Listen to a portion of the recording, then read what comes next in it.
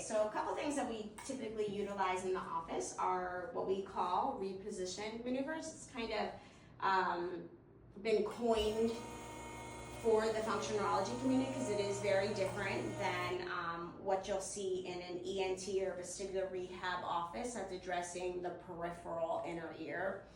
So that's the Epley's maneuver and different barbecue rolls and things like that.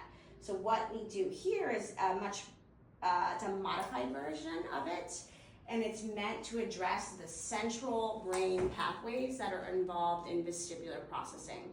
So our vestibular system is super powerful, and it's on, there's a part of it, the otolytic system, that's on 24/7, and it's sensing gravity, and it's sensing where our body is in space so that our autonomic nervous system knows what to do with the heart rate and blood pressure. So how high we need our blood pressure so that blood goes to the brain and doesn't get pulled to the feet. Where to shunt blood in the body at the appropriate times.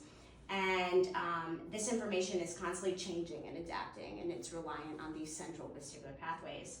So those same pathways are very much involved in our emotionality and even cognitive awareness and body maps. But so what we're doing here, and what we do quite often, is if a patient has a central nystagmus, which we call essentially maintained vestibulopathy, they'll have some nystagmus that is in a particular plane, and we can use these pathways or these maneuvers to help attenuate any pathways that are firing too high.